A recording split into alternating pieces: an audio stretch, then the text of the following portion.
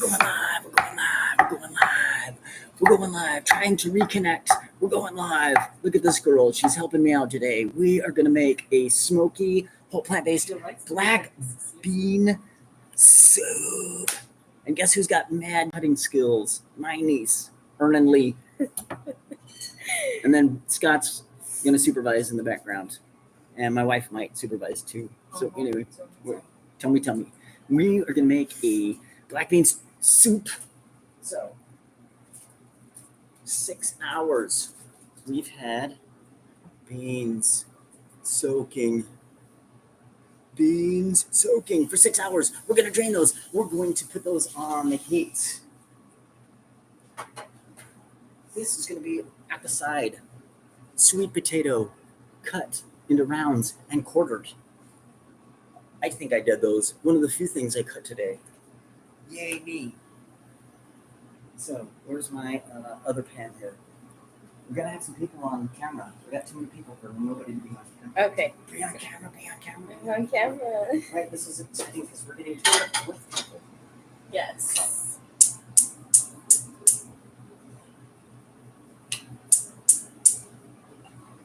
So these will take approximately 30 minutes to 50 minutes for the potatoes. We're actually going to rinse these before we start them. I'm going to drain them. Let me see, do I have a comb? How should I cut these? Huh? Cut them so they look good. Quarter them is probably the best thing in my opinion. I don't know if I'm going to find a colander very quick. So I'm going to try to dump out as much water as I can without making a mess. This makes for interesting TV. This is why this is also subtitled Chaos Kitchen.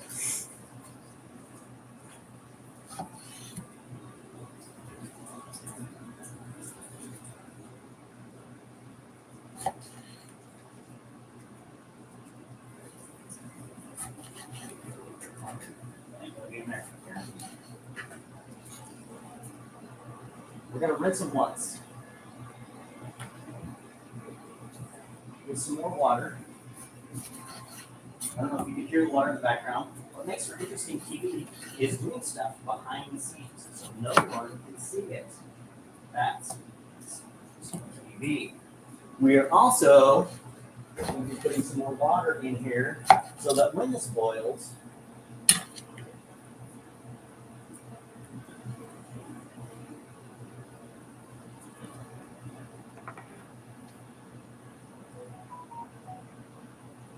Sure.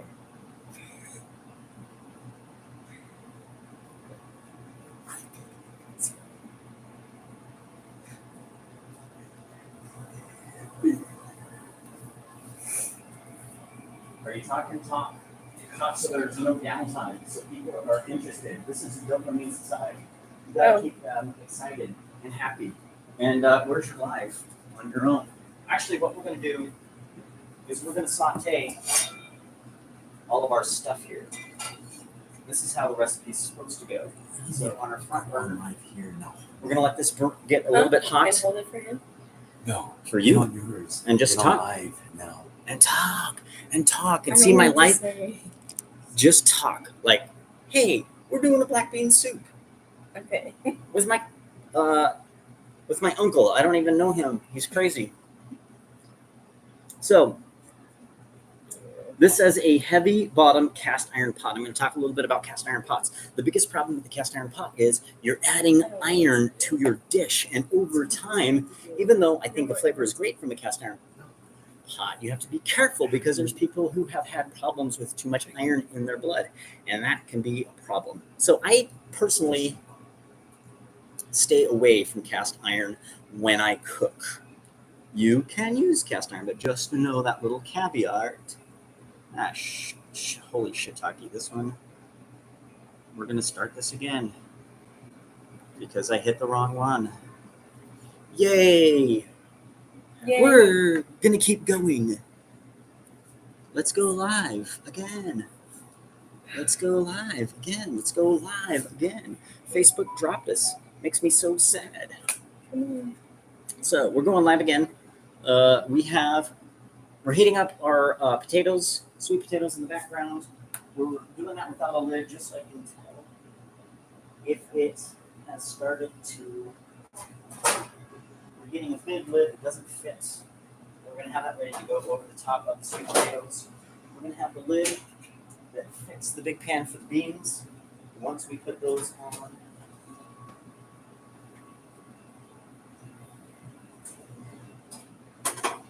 we're going to saute down all of our ingredients. We've got, where did the onions go? We've got onions, 2 full onions. I had purple and white. It calls for white. We added some purple to it. 2 ribs of celery, diced. 2 carrots, just cut into about 1/2 inch rounds. We're going to preheat a oven. We're going to add onions, carrots, celery, and red pepper flakes with a drizzle of olive oil. Since I'm doing this without olive oil, we're just going to put a little bit of, we also, since this asks for garlic powder, I'm going to add a clove of real garlic. We'll put that in at the beginning. So once this kind of gets a little bit heated, we're putting all the veggies in there. So we have onions, carrots, celery, and red pepper flakes. So you've got carrots. We've got celery.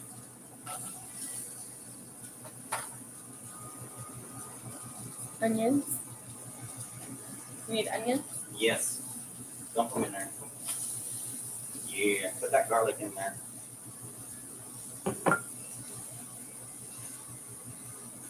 And we're going to cook this down. If we need to add a little bit of water, we're going to add a little bit of water. We're not using olive oil. Olive oil is okay, but since I'm trying to follow the forks over knives type of diet, when I cook personally, do I sometimes eat olive oil? Yes. Is it the best? Some would say no. If you're into the forks over knives or whole plant-based, you don't use processed oil. But I sometimes do use oil. I don't cook with it, but I eat stuff with olive oil in there occasionally. So we're going to probably turn down the heat just a little bit. And we're going to get a spatula.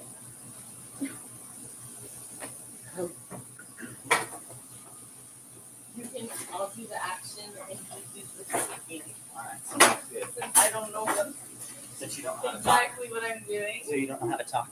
Since my niece doesn't know how to talk, she's going to be in the background cooking, even though I'm learning. This is an experiential thing. So basically, you're just making sure that your vegetables don't get stuck to the bottom of the pan. That's what oil, in my opinion, is for. So that you save your dishes. It prevents some of the sticking to the pan as you cook. You can also use water or sometimes you can use vegetable stock. I like to use a lot of vegetable stock. Low sodium is my preference. Choose the best choice for you. So we've got our vegetables. They're going to saute down. We're going to get them to their, especially what I like to look for is that the onions, especially, it's loosened. They're getting clear. You can see through them, especially if it's a white onion. So that's what we're looking for. There were also supposed to be some chili flakes in here. We'll put just a tiny bit of that here. Some of the people in my household don't like spice, so maybe I'll hold off on this one. Maybe they'll want to eat it also. But if you are, capsaicin is really good for you. If you add a little bit of chili flakes, it would be that much healthier for you, in my opinion. Also, some of the spices we're going to use today, we're going to just add a little bit of celery salt in there. We're going to have the beautiful twins, the garlic and onion powder. And we're going to have some smoked paprika that we'll put in toward the end of the dish. We're also going to add some kale that we're going to cut up here in a little bit. And the potatoes. The potatoes are going to take a while to get done. So we started them. We should have started this with the beans, but because the beans are going to take a while, so you're going to have to hear us just talk. That's what you're going to have to do. You're going to have to listen to us talk. We're going to talk a little bit about the hierarchy of health, in my opinion. the whole plant is the best way to go. And as it gets more processed, it is lower and lower on the scale of, look at that hair, nice and greasy looking. You got to get some gel, buddy, because your hair is fantabuloso. And maybe everybody can see me get skinnier. And Vernon has just committed to getting skinnier. Did you hear that? If she eats more vegetables, I think it will be easier. That's just my opinion and something that you can try. I've watched a lot of people that have gone through a whole plant-based diet and they've lost a lot of weight, and all they did was just get rid of the meat and processed stuff out of their diet, and they didn't do anything else. So anyway, we've got a little bit of, maybe we'll add a little bit of pepper to this.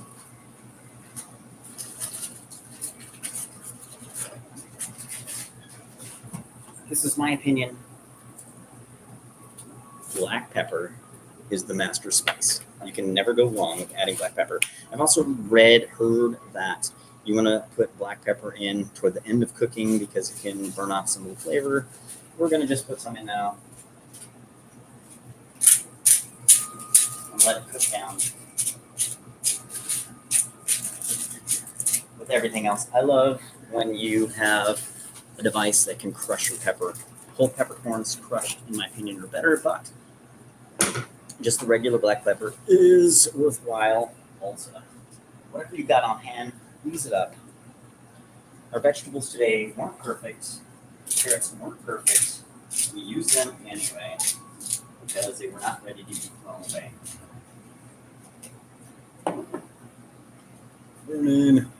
Vernon's got a little delay on hers. That's awesome. See how yours is? Oh, yeah. Huh? This is my phone. Oh, that's your phone. That's Scott's phone. Vernon's is dying. We're dead. Or is it working? Or is it working? All right, our potatoes are starting to come to a slow roll boil. So we're going to turn that down here in a minute. And we'll just see how long. I like them to get to where they are fork soft. Like if you put a fork in it, they will slip off. That's how I determine if a potato is done or not. Still cooking down our veggies. They're starting to get a little softer.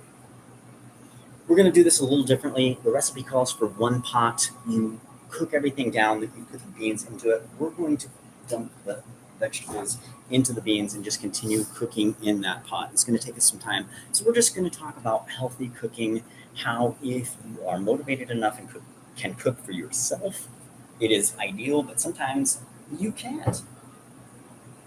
So what it is about making the best choice where you are at the time you are. Let's say you're out with friends at a restaurant and you're hungry and want to choose something. Make the best choice. What is the best choice? In my opinion, it's the least processed. If you do eat meat, you're eating meat that is better. So the pink ooze hamburger is probably the least good if you are eating meat. What would be something really good, in my opinion, would be maybe salmon. Wild, grown, fresh caught salmon might be the best choice. So it's a matter of making better decisions in your diet, having things on hand that are better for you. So if you have this, the Frito-Lay products in your house, probably not as good as if you have corn at your house and you grill it or you boil it. Fried is probably one of the least best options. So a French fry is much worse, in my opinion, than a potato that you grill or you boil or you parboil. So, chaos kitchen. I'm going to bring this down a little bit. I like gas for cooking because with gas you have infinite change in temperature. You can immediately turn the flame down and the change in heat will be immediate. When you're cooking with induction or electricity, it takes a little bit of time for the heat to change, and how it's affecting your cooking may take a while before it's observed. So, what do you think? Is that looking pretty translucent? Yeah. Want me to put it in the beans? Let's put it in the beans. So, pretty much we've got our. Let's go a little bit longer. Just a little bit longer. Let these cook down a little bit more. Like I said, what we're looking for is where the onions are starting. Hot, hot, hot. Make sure your hands are washed if you're putting. So the onions are starting to get a little more translucent. That's what I'm looking for when I'm sauteing the vegetables. So what is it? I forget. There's the 3 vegetables together. I used a lot in French cooking. I'll get better at this over time. And you'll get better at listening because it'll be more interesting.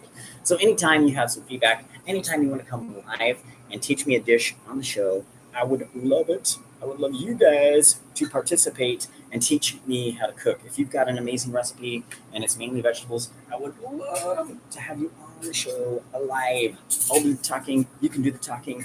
We'll cook together. We'll make an amazing dish. And we'll get better at cooking together. That's the whole point of the show. What do you think? Let's go ahead and look at that. We're going to dump this into the beans. Then we're going to put the beans over the heat. Cruelty. Smart ones have clean. Not well, but he will do his best. We're done here.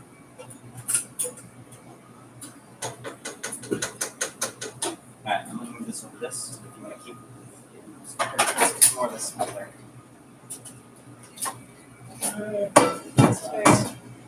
Yeah, it's hot. But not some stuff over.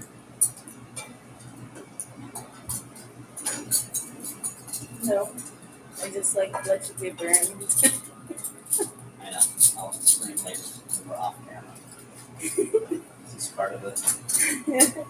We also have to be patrons of our urgent cares and get our health care workers some money. So. Alright, I'm gonna set this out of the way, out of the way, out of the way.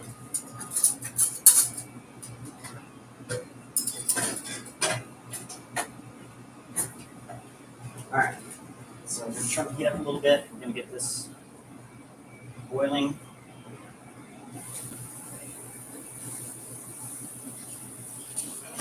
We're gonna put the lid on. We're going to just talk to you for a little bit because our beans are going to get to the boil. Sure. Let me pull this off to the side a little bit. Aaron Lee is going to cut up some kale. And let's bring this camera down a little bit just so you can see what Aaron is doing.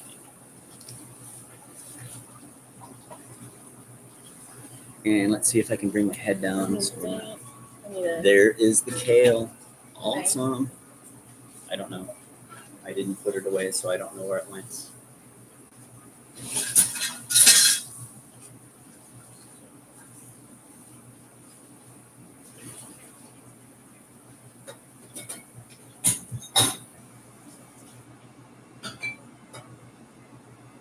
I'm going to turn the heat up on the potatoes because I would like to keep them with a few bubbles in the pan. Otherwise, it will take forever to cook. Make sure that your temperature is appropriate for what you are trying to do. And this is the whole point of this, is for me to get better at this, to learn how to cook, and for you to have some input. Tell me your thoughts. What do you want to see us cook in the future? What kind of flavor profiles are you looking? What is your favorite type of cuisine? What country are you from? And can you tell me what flavor profiles come from that country? So don't get it too small of a kale. Okay. We're going to probably put that in to the soup itself. Okay. So we're going to put it in close to the end. Here, no. The next one, though. Okay. Just put it on the side. I'll take care of it. Okay. Perfect. Make it a little bit. Cut that in half. There you go. Just like that? Yeah, one more. Make it one more. There you go. Okay. Just kind of rough cut like that, because if we get it too small, it'll it'll get too. I want it to have a little bit of its own texture, and we don't have to use all that kale. Okay. Let's use about 3 leaves for right now. Okay. 3 leaves of the kale. What's that? You gonna go on camera? Awesome. You're gonna go on camera? There it is. Are you there? Are you there? Are you there? I think you're there. At least on the Facebookie. It says adding. I don't know how long it takes. Perfect. Yeah. Oh, that's not gonna work. A little bit of feedback. So now we got us and us. I don't know if that's a good way to go. You go in there and talk. Huh? Say something. Say it. Hi. Like, hello there, folks. And don't spin around because. Okay, then turn it off. You want me to get rid of you? Total chaos kitchen. We're gonna just remove you for right now because we're getting the ceiling. So all you see is just. Well, it's a delay, so it's.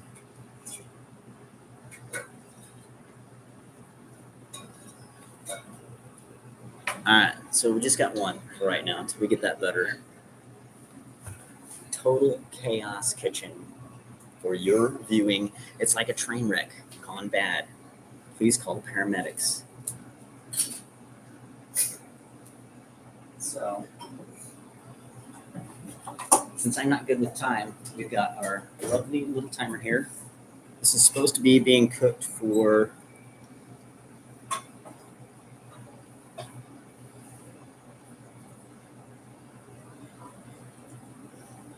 at least 45 minutes. So in a half hour, we're going to check this.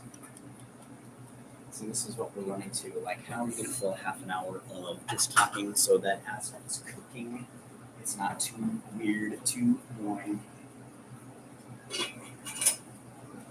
Well.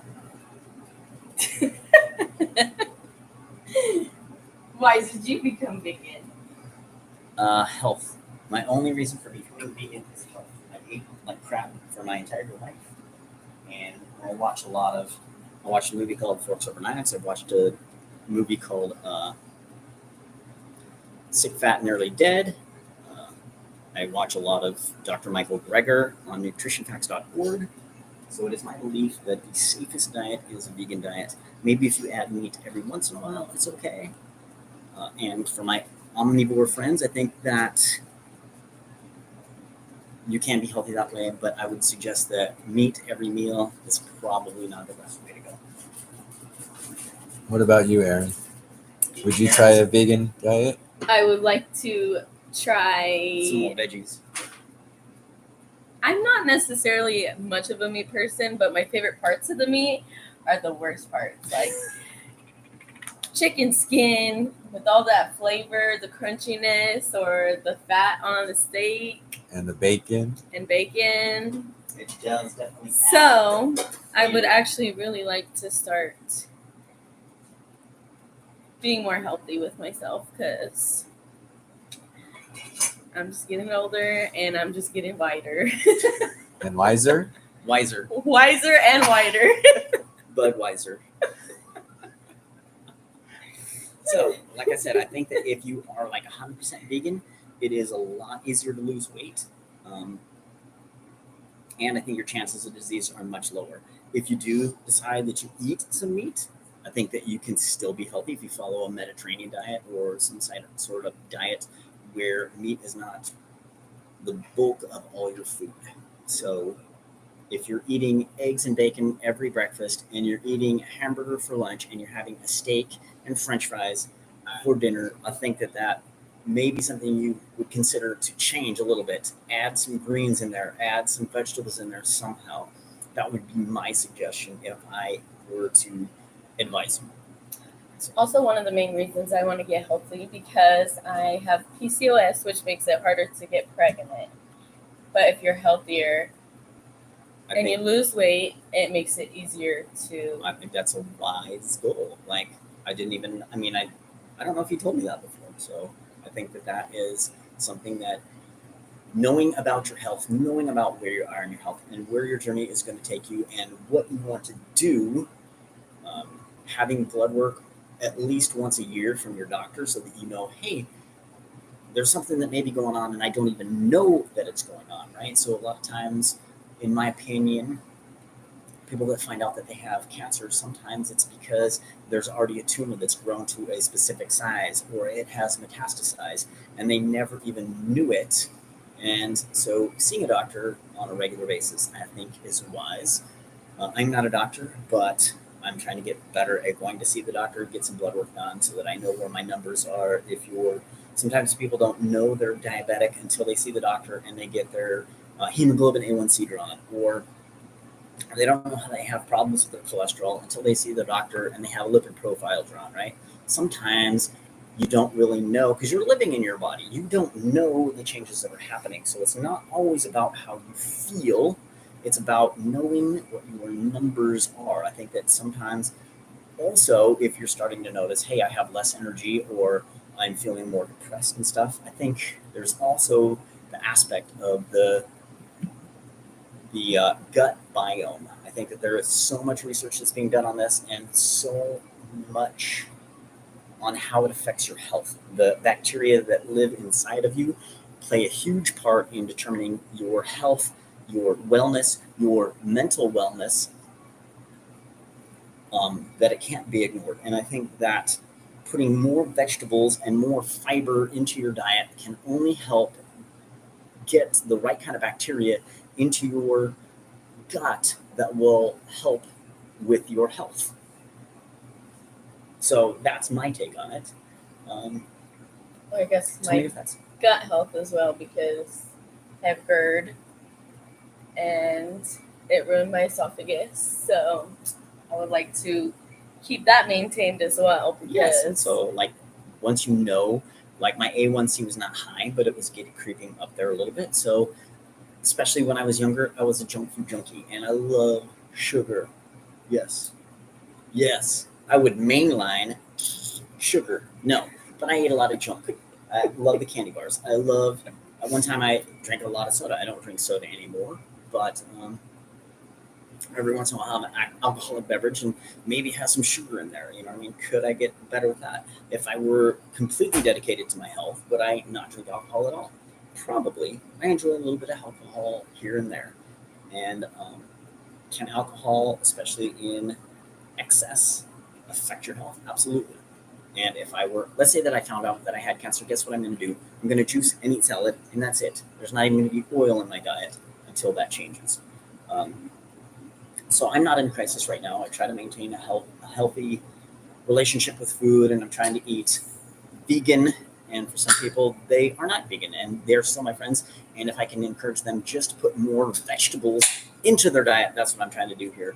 And I'm trying to explore flavor profiles. So different countries have different spices that they use. And I would suggest also that some of the spices are very powerful anti-inflammatory or different things. So the more spices you can add. Oh, in fact, we're probably supposed to be putting some of these spices in here too, huh? That would be good. These spices right here? Yes. Let's put some of those spices in there. We're supposed to have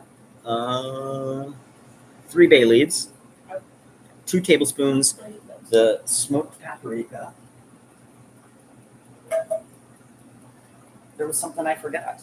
Hey, if you are a vegan, one of the things I would suggest is nutritional yeast has kind of a cheesy flavor. It also is usually fortified with vitamin B12. If you don't eat any meat ever, sometimes you need to supplement with a little bit of B12. And maybe we'll go over what those recommendations are from doctors. But if you don't eat any meat, like me, then having a little bit of nutritional yeast or a vitamin B12 supplement is something that you should look into. My vitamin B12 was way too high on my last blood draw because I'm supplementing too much. So once again, if you are supplementing, getting regular blood work so that you know where you are with your supplementation is Very important.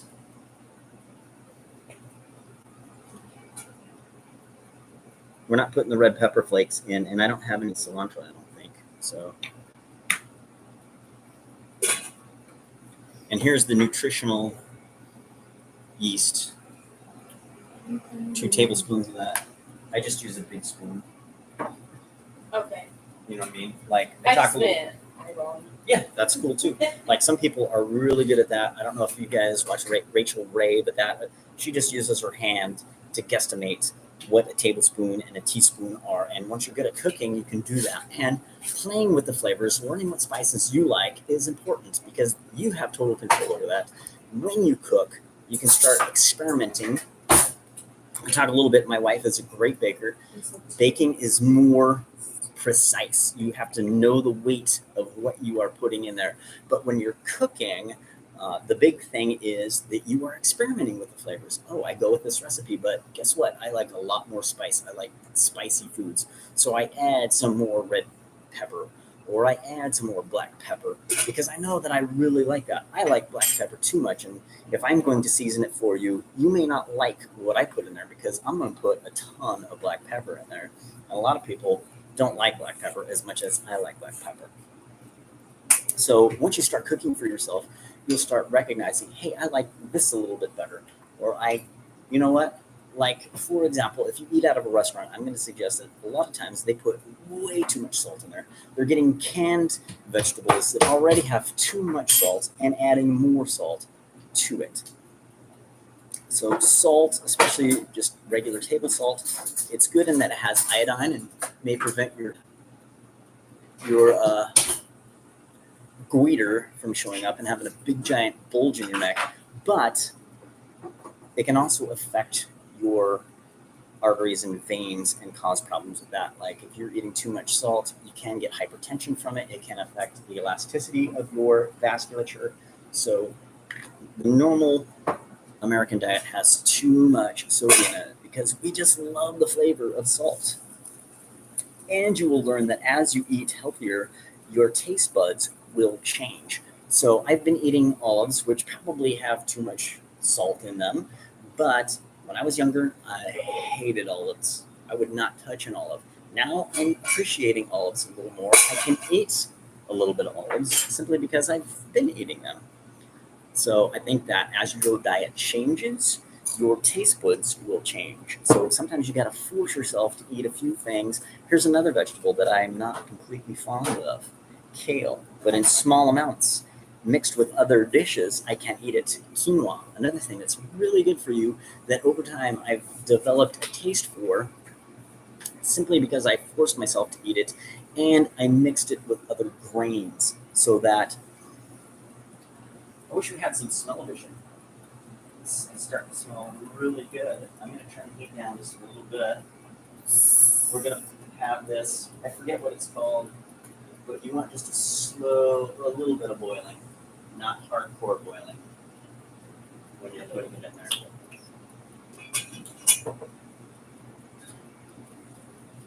I think the potatoes look fine as far as, like I said, as we get better and more cameras involved in this, you'll get to see. Eventually, I'm going to have, I don't know if you ever saw Good Eats with Alton Brown, but that's what I would love to have. I'd love to have a camera in my refrigerator, a camera in my microwave, a camera in my oven, so that we can come at you from all different angles. And eventually, we may do that if it would be something that would be interesting for you. So I don't know what flavor profiles you could like. We would love to have you on board and cooking with us, teaching us something. Maybe you have an Italian recipe and you know some of the Italian spices, or you have an Asian recipe from specific areas of Asia and you have the specific spice profiles that they use. We made a couple dishes that were based on Thai, Vietnam. How good we did? I don't know. I like the flavors. We're going to keep experimenting with those and getting better with those because spices are very important in your diet also. And the more you can vary up those spices, add spices.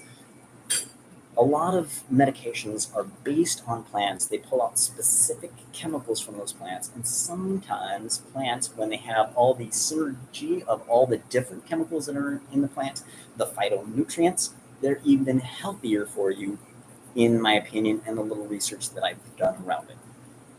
So if you're taking aspirin, I wouldn't stop taking aspirin unless your doctor tells you you can stop taking aspirin. But aspirin was derived from willow bark. And there's other plants that are high in salicylic acid, which is what aspirin is. That's the active ingredient. And I was going to see if I could cumin. Cumin has a lot of salicylic acid in it, and it's very healthy for you. It has a little bit of blood thinning effect. And it's something that if you add to your diet, maybe you won't need aspirin in the future because you won't have blockages in your arteries. I'm going to suggest that if you're vegan, it's going to be very hard to get blockage in your arteries because you need a lot of cholesterol. When you have a lot of excess dietary cholesterol, it builds up in your arteries. And this is when we have problems with heart attacks, which is still the number one killer in America. You're also going to be at higher risk for stroke. I don't know where it sits. It's in the top 5 for sure of killers in the U.S. But some of these things, in my opinion, can be foregone, avoided, prevented because of your diet. So the Western diet, I think that if we change it a little bit, tweak it a little bit, it can be healthy. But as the way most people going to fast food and restaurants all the time and eating the food that's provided there, a lot of times they're not thinking out. They're not thinking out. They're not thinking about your health. They're thinking about what you're addicted to, what you like the taste of, And what you will they spend can on make it, money on. and how long it can be, if it's in the case of the grocery store, how long it can be on the shelves. So a lot of the preservatives, a lot of the additives for flavor, sometimes those flavor additives are completely made in a laboratory and are not the best for you. So if you're getting the whole plant, it's a lot better for your health. That's my opinion. This is just starting to smell really good. Thanks, Ernan Lee. Of course. That sounds good. I think it'll be better than last week. Scott may even eat it this time. My Lion Diet brother may even eat some of this stuff. We're going to put a little bit of black pepper in with the potatoes. Sounds good.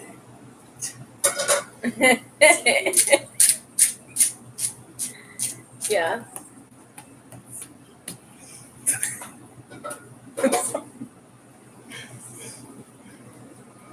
So we're also, as not only does it look good, Aaron has cut up some avocado and some lime that we're going to, what is that? Garnish the dish with. The kale is going to go in the dish, but we're going to put it in late in the dish because this will turn into almost seaweed, in my opinion, if you put it in too early. So just like spices too, when you're cooking, the dry spices you can put in early. So a lot of the stuff you're going to buy at the grocery store is dried. So if you're using fresh that you got out of the produce department, you can put it in much later in the dish. So if you're using sage or rosemary or something that's the green plant, I'd put it in much later in the cooking process than I would the dry spices. And once again, I think it's very important that you eat a lot of spices in your diet. If you're following Dr. Michael Greger like I do, he talks a lot about spices and how that getting spices in every day is very important. Sometimes you're like, hey, were you sleeping? Huh? So anyway, we've got about 15 minutes with our cooking here. In about 15 more minutes, we're just going to try to fill the time with as much useful information for you. And if anybody's live and would like to put in the chat what they would like to hear, I would love to hear it too. Put either your suggestions or questions that you may have. And our expert right here, our health expert, is going to tell us exactly what it is you need to know. Yeah, that's me. So I'm here to learn from you. I'm here to learn from you and you and getting better at the flavor of the vegetables. So, like I said last time, Scott wasn't too impressed with our dish. But as I get better, it will taste better too, because that's the whole point, is learning to cook vegetables so that you like the flavor of them, so that you will eat more of them and they'll maybe crowd out some of the other stuff. Maybe that ding dong that you were planning on eating, or that Twinkie, or that glazed honey bun. You'll decide, hey, I'm going to have a fresh fruit instead of that. I'm going to have a salad instead of that, right? So that's the only point of this show, A cupcake. is making better choices But for you. a ding dong. When I talk ding dong, I'm talking about the chocolate covered hostess ding dong. You ding dongs. And don't wake up the kid, or you get to feel the wrath. I'm gonna learn to be healthy and be quiet. Maybe we're gonna have to go out on the barbecue and have Scott teach us how to grill some veggies next time, so that we're Yeah. outside and not waking up the kids. So we could do that too. So hopefully the Wi-Fi works as good outside as it does in the house, because dropping the transmission here is something that I'm not wanting to do. So anyway, once again, if you have any feedback, if you have any comments, we would love to hear them from you, because the show is for you and learning more about how you can get more vegetables, more fruits, more seeds, more mushrooms, more plants into your diet, right? And the closer they are to looking like this, and the less they are looking like a corn chip, the better. So I'm not saying that every once in a while you can't have a corn chip. What I'm saying is the more that you choose higher on the hierarchy of health, the better it is going to be for you and your longevity and your prevention of disease and all that stuff. Exercise is important too. But in my opinion, diet is the number one way to start improving your health. You start with your diet, then you get some exercise, you learn how to breathe, you get some good sleep. Those are the 4 pillars, in my opinion. Yeah. I think the more you can do that, the healthier you'll be, the more happier you'll be, and the better your relationships will be, because then you're happy, and maybe that'll rub off on people around you. So, yes, like my wife over here. If I'm happy, she doesn't want to come on the camera. Let's all yell at her and say, "Okay, get on the camera. They want to see you." Never. Scott's hiding too. Last time he was on the camera. This week he's not. So I would be hiding, but he pushes me to do better. yay. So here I am. So hopefully we'll have her on here Did more. you check those?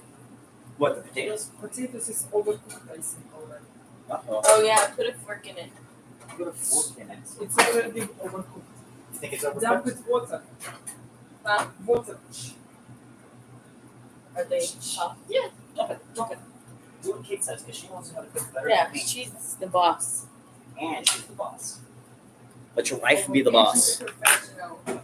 Yes, especially if she knows how to cook better than you. So, I think the potatoes were in there for 20 minutes, about 20 minutes.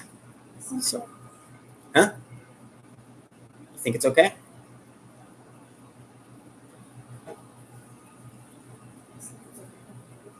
You need something? I think they're gonna be okay. Maybe we didn't screw up too bad. Chaos Kitchen, we're getting better. Good thing Kate was here, else we would have let it sit for Yeah, longer. she even got on the camera for a second, so we have proof. These are kids will wake up and do it. He's gonna help us cook. If Christian wakes up, he's gonna help us cook. And maybe he knows more than I do about how to cook. So I used to cook a little bit, wasn't great at it, but now we're starting at a lower level, getting better at combining the flavor profiles that we're looking for in our cooking. And potatoes are done. Beans, I don't think are done.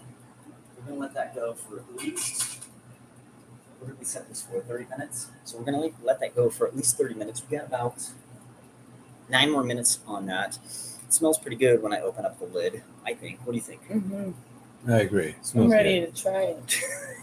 But we want our beans to be cooked all the way through. Like I said, so I don't know if you're familiar with Dr. Gundry. He talks a lot about the plant paradox and lectins. Beans have lectins, right? So if you're going to cook beans, you need to soak them. You need to cook them for long enough because you want to get rid of as much of the lectins as possible. It won't hurt you if you do it right. So the lectins aren't something that's going to kill you, but they could make you sick, like physically ill, nauseated, throwing up. There was a story I read. Dr. Greger was talking about in Japan. On the radio, they were talking about how to lose weight, and they suggested that you take dry beans and you put them in a pan and you heat them for just a short period of time and eat those. And a lot of the people in Japan were throwing up, getting sick on a large scale because it was on the radio. And that was because of the lectins in the beans. So just be sure that you cook beans properly. If you cook beans properly, the lectins will not be a problem and will not be detrimental to your health. In fact, if you're vegan, it's one of the best ways to get protein into your diet. The legumes, the beans, the seeds like hemp seeds are very important in your diet if you're trying to get protein that's just plant-based. So what else do you want to input there, kid? Look at all these people here. It's Scott and Josh. Josh! You got any questions, my man? So, like I said, if you have a dish and you're not embarrassed to go live with me, I would love to cook with you and you teach me the recipe that you have. If it's not forks over knives vegan, I may do two versions. I may do the oil-free one for myself, and we may do yours exactly how it is. Like I said, when I cook, I'm doing the extreme. I'm doing the forks over knives. I'm doing the whole plant-based cooking. That's what I'm trying to show you guys. You guys can add a little bit of oil and suggest even with oil, there's the hierarchy of health. That Evo is probably the best. But once again, with olive oil, you got to be careful because it's got a very low smoke point.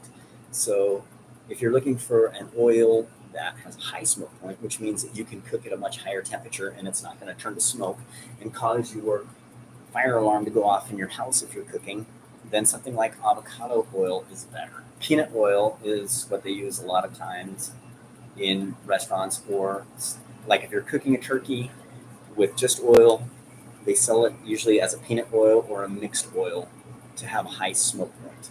Olive oil is going to have a very low smoke point. Once again, in my opinion, the oil is usually used to prevent crap from sticking to your cookware. We're using just stainless steel. Some people are anti-Teflon because they think that some of the chemicals can leach into the food. Maybe, maybe not. So I'll let you guys decide on that. But we're cooking with just mainly stainless steel here. Also, for storage of food, I like glass. Glass is my favorite way to store food. Yeah, it's good for smoking stuff with too. But you gotta be careful with glass, especially with small kids, because they can break it. And then shards of glass in your feet are never fun. So you got to be careful with cooking with plastic, especially in the microwave, because there's some dioxins that can be formed in your food. So once again, cooking in the microwave, best probably in glass. Because you can't cook with your stainless steel cookware in your microwave. Don't do it. It'll never be a good day. No. The arcing and fire that could be caused is never worth the risk. What else can we talk about here? Vegetables. What else do you want to know about vegetables? Broccoli is really good for your kidneys. Sulforaphane is an amazing component of broccoli that you got to be careful, because if you cook it, you can lose a lot of sulforaphane. And one of the ways to prevent that is to chop up the broccoli before you cook it. Let it wait for at least 40 minutes after you chop it up to cook it. Or you can add another cruciferous vegetable to it. What's one way to do that? You can get mustard powder and put it on there. And that will make it create some of the sulforaphane, which is very good for your health. I like beet salads. Is beets good? Beets are great for you. They're especially good for your blood pressure. If you have problems with your blood pressure, one of the things that I would suggest that you add to your diet is flaxseed. Get whole flax seeds, and use a coffee grinder, grind them up, get a teaspoon of that every day. And then maybe you can get off of your blood pressure medication. And beets is another amazing vegetable if you have high blood pressure. Tell Christy to do that. Tell Christy to eat some beets. Why is her blood pressure high? Yes, she actually has a blood clotting disorder.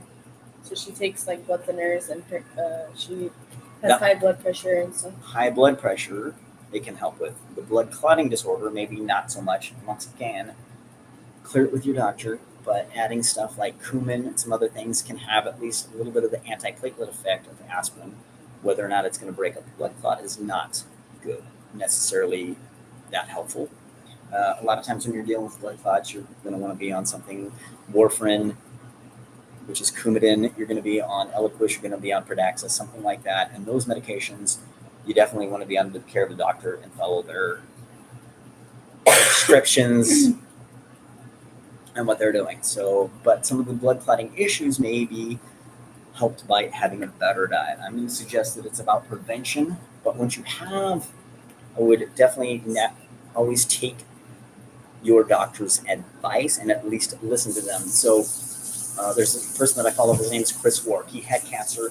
He basically says that he beat cancer with just his diet. He had surgery at first, but then he followed a diet, did not take chemotherapy, did not take radiation, and followed a specific diet. And if you do have cancer, what I would suggest is go look up Chris Wark, find out what he did. And if I ever have cancer, I'm following that. I'm not going to have chemo. I'm not going to have radiation, but that's my choice. And once again, I think that it's very important for people to make decisions about their health care and be involved in their health care and know what's going on. So there are certain even oncologists that are very friendly toward having things, you having a lot of say in your care.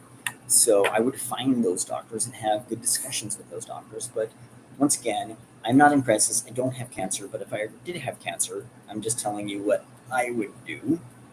And you don't necessarily need to go down that route. But I would suggest that diet can play a huge part in your health, much so than most people think. And being an advocate for you and you getting information that maybe could save your life or prevent a disease is what this is all about, right? I'm here to help people have as much longevity and function in their life as possible.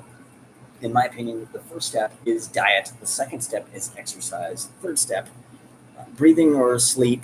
And then the fourth step is breathing or sleep. So, stretching, I think that's part of exercise. I think that people need a combination of strength training, stretching. I think walking is an amazing, if you're trying to lose weight, I would suggest you commit to walking 30 minutes every day. That would be the first step.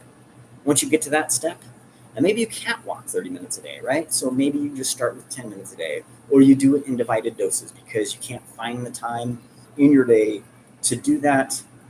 Break it up. Get in as many steps as you can. Yesterday we talked about one of the things I'm trying to do in my life is I'm parking in the furthest spot that I can find everywhere that I go, so that I'm getting my steps in, even on the days that I didn't take the time to block out 30 minutes to walk. Making that time is super important. Get as many steps in as you can. If you work at a desk, get up every half hour to an hour and move your legs. If you can't leave your desk, at least move your legs somehow. Do some squats, do some calf raises. Just exercise those muscles, because one of the reasons that people get blood clots in their legs is because they're not moving the muscles. Your veins have valves in them, and they rely on the muscle movement in order to keep your blood circulating. So moving your leg muscles is hugely important. Should we take a little taste test now? Oh yeah. All right, so we're gonna get to get a spoon here, blow it, taste it.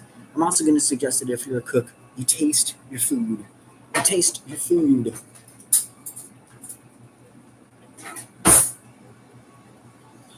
All right, we're going to get a little bit of feedback on where we're at. So if we need to cook this, check to see if the beans are done well enough.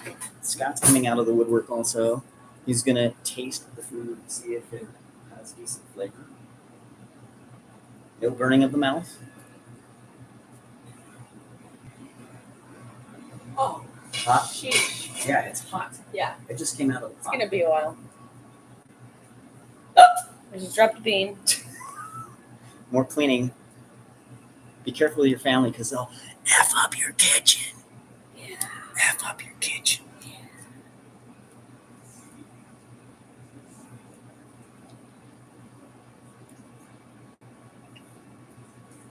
Is it getting close? It's getting close, but the beans should, I think, need to go longer. Yes. We're going to go another 10 minutes. We'll check it in 10. Like I said, we're going to put in the kale just before we need to, right? Because I don't want it to be raw sewage, seaweed. I want it to have a little bit of its normal form.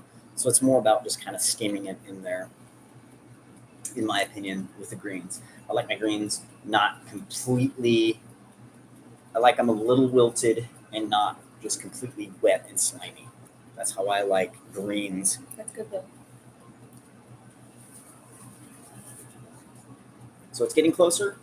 We'll have a little bit of honest feedback on what it tastes like because, like I said last week's, some people here, namely Scott, did not like the flavor. I'm going to eat whatever I cook. So when I was a kid, my grandfather hunted with us, made us eat everything that we killed. So, like I said, I don't eat meat now, but that wasn't always the case. I love the taste of meat, and I may on occasion add some meat in every once in a while. If I go to a new country that I've never been to and somebody offers me some of their food, I might try a little bit of meat.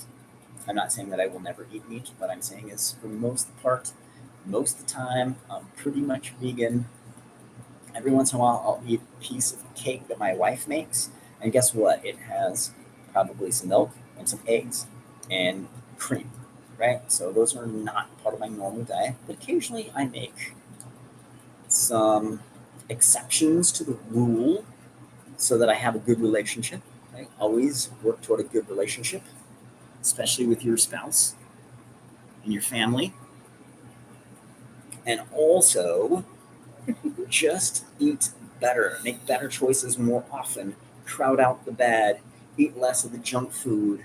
When you're at the convenience store every weekend and eating just crap from 7-Eleven, Circle K, or the convenience store that you grabbed off closest, or you're buying the candy bars closest to the, what's that?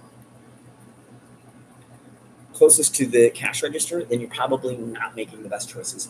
It's about hitting the periphery, hitting the produce department. If you're a meat eater, hitting the butcher, right? Finding the best choice. If you do eat red meat, finding the grass-fed stuff that maybe is grown on the range and hasn't been injected with BHG and some of the other hormones that they give it to make it bigger for the slaughter. What are some of the best grocery stores to look for these healthier options? I think you should just go to the grocery store that's nearest you. I think that first getting in the habit of getting more vegetables, whatever kind of vegetables in your diet is best, and then start getting better at those. Do you want to go all organic? I think that that's wise, but are you guaranteed that even though it's labeled all organic, it truly is? Maybe not. But just getting more vegetables. Like I said, any produce department is good, even if it's not the organic stuff. Getting more vegetables in your diet is the first step. What can you go to Whole Foods and find the stuff that's the organic stuff that's not the GMO, whatever. Once again, I think it's by getting better choices over time and learning stuff, and get more vegetables in your life. And let you do that, and you want to go gung ho and get all organic and get all non-GMO, great. What But is that vegetable, or was it they say that tastes like pork? I don't know. It's like a fruit, I think. Not a papaya. I don't know. I feel like we should try that one time A pork vegetable. and see if it really tastes like pork. Because if you like pork, And here's the thing too, like, do I think that an Impossible Burger may be probably better than meat? Maybe, but it's also highly processed. So if I were doing something, I want more of the real vegetable in it. So I'm going to probably choose a black bean burger over a Impossible Burger because I don't know what all they've done to those vegetables to make them get the flavors of the meat or whatever, right? So it's about the processing. The more that it's processed, the more that they put chemicals into that processed thing, that's when it's going to be worse, in my opinion. So we got about 5 more minutes. If anybody's got some questions, we would love to take those right here, right now. It's getting boring just hearing Mark's voice. We want to hear your voice. We want you to participate. We want this to be an interactive show. The more people that we can get onto the show, the better. The more interaction that we can get, the better.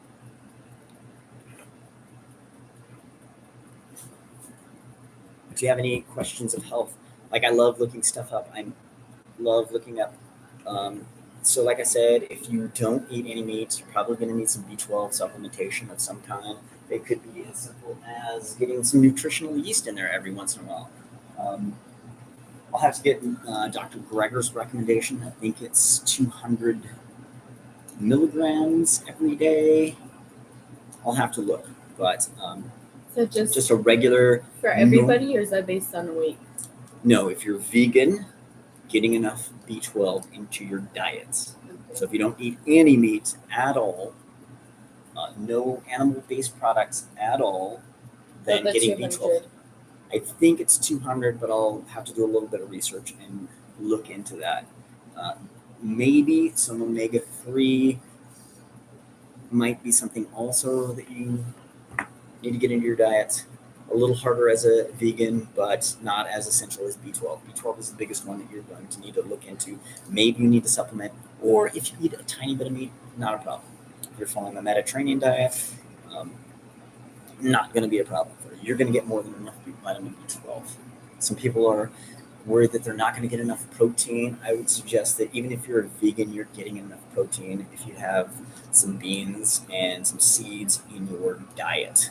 So mainly, I think the people that are the most worried about the protein are the people that are trying to get hypertrophy, trying to look big, like the big muscle guy. So maintaining, if you listen to Dr. Peter Attia, he talks a lot about you need enough protein in your diet to maintain muscle mass, especially as you age. So it's an ongoing process for me, what my ultimate diet and exercise routine are going to be. But I think right now, from most of the nutritionists that I've seen, their information, I believe I'm getting more than enough protein in my diet. Protein can be hard on your kidneys. Your kidneys have to take a lot of work to process protein, get out. I think it's the sulfur or the nitrogen or both. That's why we have uric acid. That's why we pee, is because our kidneys are dealing with breakdown of proteins. So it's an important process, but a lot of people get more protein than they need. And if you're supplementing with protein powders and you're eating meat, you're probably overdoing it. So just something to do some research for yourself on. If you, like I said, if you're going to supplement with protein, make sure you know how much protein you're getting in from your diet before you're doing that. Most of this is people trying to sell you supplements, and supplementation can be good and may be necessary at times, but know what your goals are, know what you already have in your diet before you start going out there and supplementing willy-nilly. Know what your symptoms are, what you're trying to. There's a lot of news about nootropics, and yes, I think some of those things are good and worthwhile looking at. If you're into a lot of these longevity doctors and stuff, like what they're doing in their own regimen, whether or not that's necessary, I don't know. I'm still looking at a lot of that stuff myself. There's a lot of MNM. There's medications like metformin, which is normally used for diabetes, and rapamycin. They're doing a lot of research on that, whether or not that's necessary or not. Time will tell, right? So the ultimate guide in, I think you should look at human studies. It's good to get stuff from rat studies and mice studies, but whether that will translate into being beneficial for humans is not necessarily always the case.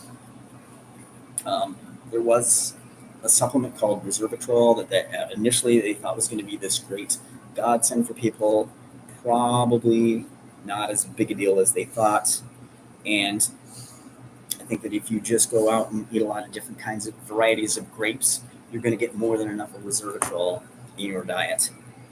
So my suggestion is I'd much rather eat a grape, then go buy a resveratrol supplement.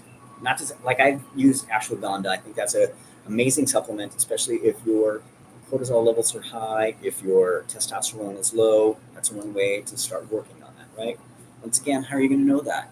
Maybe you're having a hard time developing muscle. Maybe you're got some symptoms, but so many of these symptoms are not specific to the reason why it's coming about. So getting regular blood work done so that you know is very useful, very good. And like I said, I would at least talk to your doctor about it. All right, you ready to try a little bit more? Mm-hmm. You know me. It smells really good to me. I'm gonna actually just throw the kale in there and let that cook down a little bit. These guys are gonna get a spoon again, see if this is at the place where it's done. I like to just let it kind of sit on top and steam when you put your greens on. You're gonna put greens in the soup. Aaron's gonna take another taste test, see if we're ready to eat it. And then, like I said, we're gonna put a little bit of avocado on top, a little bit of lime. If you have some cilantro, gives it a nice Hispanic flavor profile, Mexican flavor profile in it. And like I said, I'm all about getting the profiles of different areas. What do you think? Hot? Hot as hell? Burning your tongue off?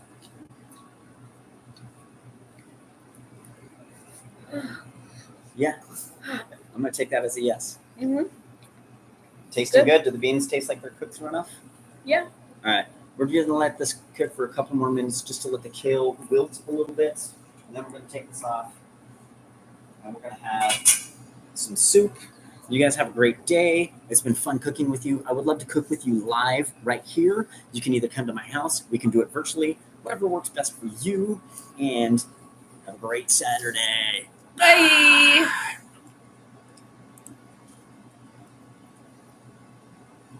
All right. Not horrible. And I think the food is better this time. So Yeah. Oh,